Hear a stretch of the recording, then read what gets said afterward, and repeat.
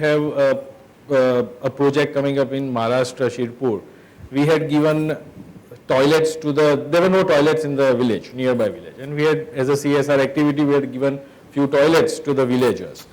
And after about 6 months, I went there and saw that I wanted to see primary health center, few toilets, what is there and what is the fate. And I found that none of the lights were working. They were all broken. And I asked them why, and they said the villagers have broken it, and the women in the village doesn't like to use the toilet, closed toilets. They want to discuss, and they want to only use it in the night, and that's why they don't want the lights. So they broke all the doors and all the lights on the toilets. So only men uses the toilet, women still don't. After providing them the toilet, clean toilet from the city. So it's a mindset also. Our mindset for hygiene has to improve. Education. Focus on two areas. It has to be from the school. Nutrition and hygiene. Unfortunately, the quality of primary education we look at, we do not focus on both the important issues. That's right. Yes. I'm Chandramouli from Ahmedabad Management Association. I think Gujarat growth is well known, and I think we are all convinced and the growth will take place. But how competitive it is in terms of SME if we talk, in terms of global competition, in terms of competing with others, and since now I think everybody is looking at Gujarat models, what kind of model of development of growth we can give? Do we have any kind of a model of growth already done? I think Sunil Bhai has done some work. So perhaps what is it that we can project to other states or other countries as a model now? See, I think industrial development in Gujarat, both SME and large, has primarily been driven because of very good quality infrastructure and a very supportive government. I mean, there is no denying the fact that, and the reason why the government did this was that we had very little water, therefore the agricultural sector was always at stake. 1960, the state formed, everybody said, where is our first industrial policy? So the focus has been that it is the breadwinner of the state government in terms of taxation and revenues. So they have nurtured it, they have looked after it, they created an institution called GIIC, GSFC and Index B, which at that time, companies like Nirma and many others were actually handheld by these, and and they nurtured it at that time. This was the early 70s, 75s. It was a great success story. Now, that model got replicated in many other places. So, models of competitiveness also have to evolve. People came to Gujarat because first there was a spillover of Maharashtra. It was one big state. And everybody came to Surat and Vapi and Bharuch, and that side got filled up. Then people started looking at further going interiors, and then of course local entrepreneurship. So if you want to now today look back and say how competitive is Gujarat industry compared to neighbors, then I think one thing that I would like to mention is that I don't think in today's complicated world it is possible to give an index for an industrial development of a state. It is possible probably to do it at the level of a vertical industrial sector. So if you say, is the petrochemical industry in Gujarat competitive? Yes, there is an answer. Is the salt industry by Tata's, Mithapur, is it the most competitive in India? Yes, it is, because we produce 80% of the salt. Everywhere else, if you transport salt, the cost of transportation of salt is going to be more than the cost of the salt. So there is no question of it. If you look at the diesel engineering pumps, we are one of the largest diesel engineering pumps in not only in India, it's in Asia, and all this is in Rajkot. It's a huge cluster. Now, is it very competitive? Undoubtedly. They are competing at 20% cheaper price than Kirloskar Wadi for all the Hingewadi products that are going to Africa. And the World Bank tender says, we want this particular engines, diesel engine pumps from Rajkot, because that's what the fellow can easily open and close. He has learnt it, he knows it, and it works beautifully.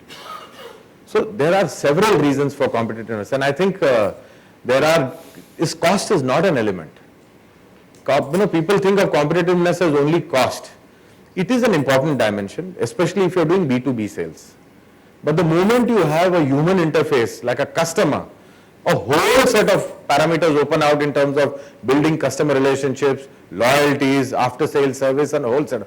But if you are selling some nitrophenol benzene from plant A or plant B, yes, you have to compete on cost and delivery. There are very little things that you can do to compete. Right. So very difficult to answer your question. But on cost competitiveness, one extra point I'll put, where I worry about for Gujarat is the energy cost. I think energy costs are rising, gas shortage is there. You have a lot of gas-based power plants that are stranded in Gujarat because of gas availability and cost. And today I'm told on the IEX, we are buying power at 9 and 10 rupees a unit. That's right. That's right. I have a And question. that's going to make you cost uncompetitive. Yes. I have a question for you, Firdaus. The minister announced 800 megawatts of power, and at the same breath, till we know that Gujarat is a power surplus state. How do you see this? I mean, do we need this power plant immediately? Or? Because Gujarat is exporting power now. I think if you can export power, what's wrong with it? No, so it is for exports, not for domestic consumption. Well, it depends at what rate you're estimating It's demand growing. to grow. Yes, sir. If you're It's for expecting next 3 growth, years. Yeah, he said You see, after 3 years. I'll tell you one thing about power out of my own experience. The elasticity for power demand is obviously dependent on GDP, but it is also at the threshold of the GDP. If GDP grows at over 6%, then power demand will grow as a multiple of GDP. Oh, okay. And if GDP grows at less than 6%, then it is a fraction of GDP. Oh. So if in an all India basis you take last year, since our GDP was below 6%, power grew at less than 1%, 0.2%. Yeah. Some say 2%, but it's certainly less. But if in the earlier years when our GDP was over 6%, The same power with grew the at railways. 10%. Same with the railways. Over equation. Railways and Manufacturing shoots Okay. up. So I think, so it's given the good for- gestation, absolutely. And for the economics of the power plant, it shouldn't be an issue.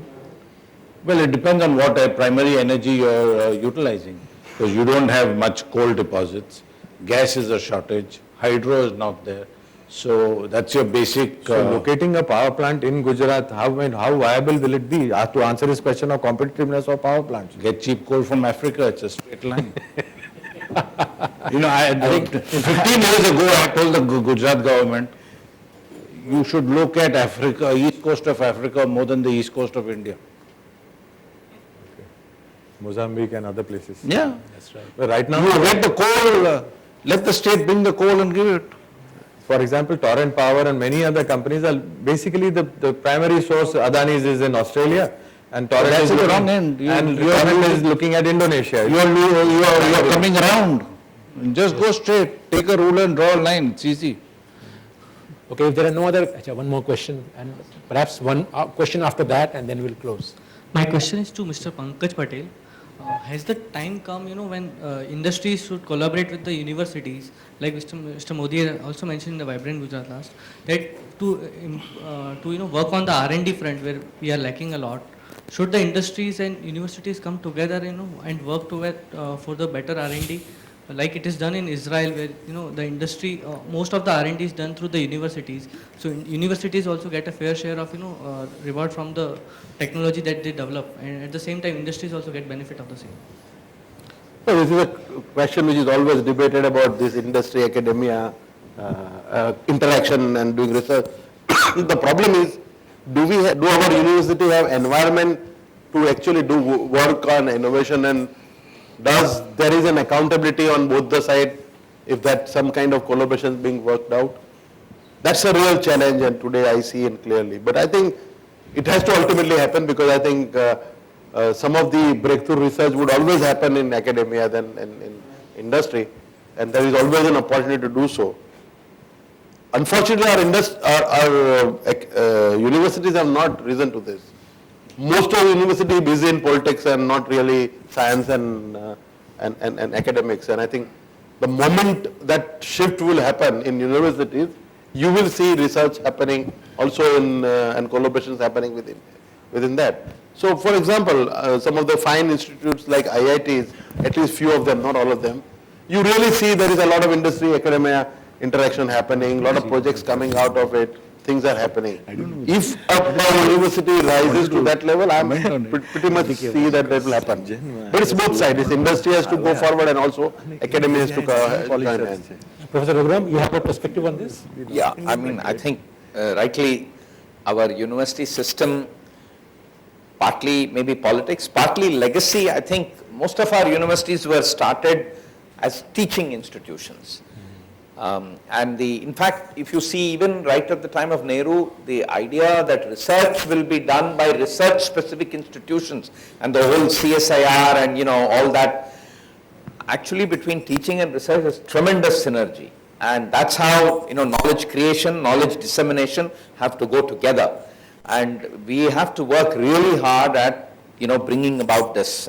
In fact, if you look at new universities, we were in a panel on the new Gujarat Maritime University that's being proposed. And again, one of the debates was teaching versus research. And, from the government's perspective, one got a slant that we are putting in money, we want to see something visible happen, so we're going to get started with teaching programs. But the research is immense. I mean, the scope for research in maritime, you talk of maritime resources, you talk maritime security, maritime piracy, all of these need to be researched for better ways of, doing things. So I think there is this issue, and very few universities in India have come with that research-oriented mindset, and we've got to, work really hard. Of course, autonomous institutions, IITs, even IIMs, I mean, sometimes when you go and debate, the flagship, our postgraduate program, high quality teaching. But of course, we have been now working hard that we must do more of research, and even, institutions like we have the CIIE, the Innovation and Incubation Center, where I think a lot of how do you create innovative mindsets, how do you make entrepreneurs who can be continuously innovating. So there is work, but the scope is immense, and we need to reorient our higher education system in the country. I mean, and that I think is a very large problem. May I supplement to this? Yeah. Sure. Yes. Gujarat Technological University has started 25 innovation councils throughout the state of Gujarat. And these innovation councils are working jointly with the industrialists. And we have celebrated 3 innovation award ceremonies also. And these councils are doing extremely well. In fact, I am not very clear about the statistics about the patents. We have filed more than 110 patents so far by the students who have worked on the industry-defined projects, which have been given by the industry, right? So GTU has taken initiative in a very big way. I think Dr. Anil Gupta ji of IIM Ahmedabad is a mentor, and I think Sunil Bhai also knows about the activities at GTU. Yeah. And we are doing I we are in the right direction under the. I think a very good point you made, because even if you look at the history of university-led research in the US, it was all government-led after post-war. The post-war government-led research is what you have seen today's US universities at the forefront of all research. So, and I think the government cannot, unfortunately, although we keep saying government should keep out of the business, but in research and universities, I think government will have to play a major role, and the Gujarat Technology University is one. Under the dynamic leadership of Dr. Akshay Agarwal, he is the Absolutely, person who is responsible for that. Very true, very true. One last question, and then, okay, we have got 2 more and we'll close it. So myself, Naresh Patel, I'm coming from Dharamsi Desai University. Sir, Mr. Fidos raised the issue of a shortage of a power. As a theme of today's panel discussion was the change in the leaderships. I don't know with the Gujarat, but there is a definitely change in the central government. In not term of a UPA or MBA, but in terms of favoring the industry and the policy. The shortage of power, the 2002-03, the government raised the SCZ, and as a shortage of gas, SCZ as a part of central government, one company from the Gujarat government, and there is only 20-25% stake of the private company. They have started one farms, and the research point for the university is that if this all policymaker is a partner of the company, even though they are facing the problems. And as Saris asked the question to the minister in the morning, and he said that immediately we got the clearance in the Kutch for the road. Since last 10 years, when Supreme Government interferes, when central government's joint ministry is also raising the problems, suddenly within less than 100 days, this project got the clearance. So where we are doing the trade-off, whether with the environment or with the industry. And what's the message we are conveying to the industry in terms of change of the leadership, that whether we are doing the trade-off and this kind of things will be favorable. So I think that's the issue of our discussions, and Mr. Firdaus can give some light on that. I think we have enough checks and balances that if a project which is not complying with the environment laws is approved, someone in this country will stand up and go to the court. So I am not true, and although that question was raised earlier, I don't think anyone is that stupid or that courageous to approve projects against the environment laws. Those are very specific. The question comes when the law is not clear and it's a matter of interpretation. But I think at most we'll move 10, 20 degrees and not 180 degrees. Our court systems are strong and our people are not hesitant on going to the courts. So there are enough checks and balances that speed will not be at the cost of environment. I am quite confident of that. Okay. This is Amar The lady from. was wanting to ask. After the lady will be the last. That's okay. Sorry. This is Amar from IIM Ahmedabad, PGPX batch, current batch only. My question is a bit different in the sense we are talking of infrastructure and SMEs being drivers of industrial growth in particularly state of Gujarat and also in national context. Today only we got another news, there is a continuous news being fed that the NPAs of the banking industry and primarily the government-owned banks, those are being contributed mostly from the infrastructure sector and metal and kind of engineering sector, which are primarily consisting of the SME. Now, if you look at this problem from banking companies, it creates sort of a conflict of interest for them to go out and support these industries like infrastructure and also SMEs. So how do you think it is getting resolved in coming future when you really want to go out and support these industries? I'll answer for the infrastructure sector. I think part of the problem of the infrastructure sector has been the banks themselves.